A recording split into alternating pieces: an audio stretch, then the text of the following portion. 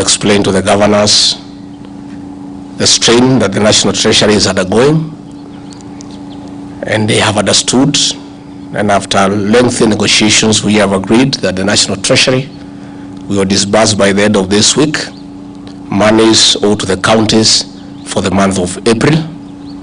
We have further agreed that by 19th of June the money owed to the counties for the month of May will be disbursed. The National Treasury has given a commitment with no guarantees that we shall do whatever is possible to try to raise the money for June before the end of the financial year. But if that is not possible, the counties have been requested to bear with us. We have taken time with the National Treasury to explain to the county governors the state of the economy and the situation we find ourselves in as a country. I have taken time to take the governors through why we have come up with taxation measures in the finance bill, because the Ruto administration has made a conscious decision not to pay salaries and other recurrent expenditures from borrowed funds.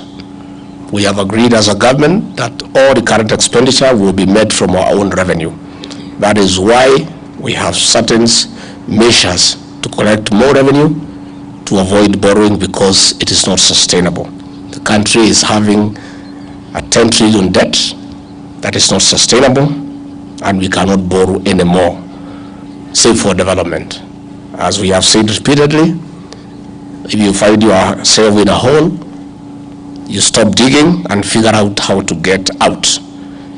And therefore, we shall not borrow money for recurrent expenditure. We shall raise money from our own revenues, and I'm sure the governors have exercised understanding. It is in that spirit that I've also asked them to consider and to appreciate that they are in the same boat with the national government in matters revenue collection, that if we don't collect enough revenue, there will be no money available to the county governments.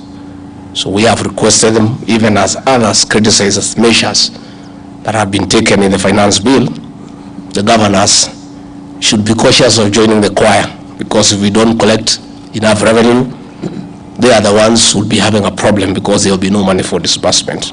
On the Equalization Fund Bill 2023, which is before Parliament for consideration, governors have raised issues that there are some counties that have similar climatic conditions as to those that are benefiting and were left out.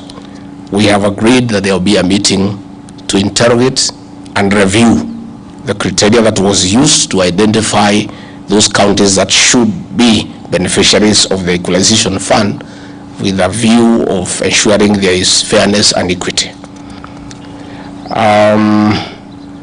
The Intergovernmental Relations Technical Committee is undertaking the process of transfer of devolved functions that shall be complete within the next 3 weeks.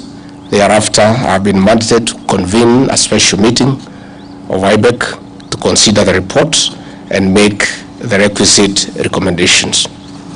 We have also discussed the issue of liabilities that were inherited from the defunct local authorities, and we have agreed that the team that is working on it will submit their report to the county governments in advance so that they can interrogate before we have the meeting.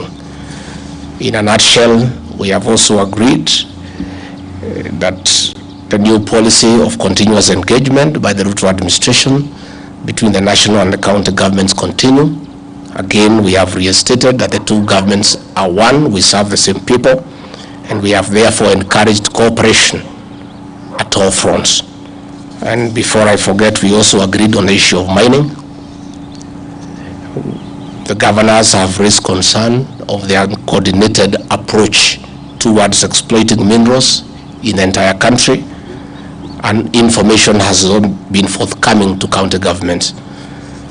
The minister in charge of mining has also raised concern about haphazard licensing of mineral prospectors against the law, and as a result, the meeting has agreed there is need to have a one-day stakeholders symposium that have been mandated to convene and chair to discuss on how to exploit minerals in a sustainable manner for the benefit of the counties, the people who live in those counties, and the national government.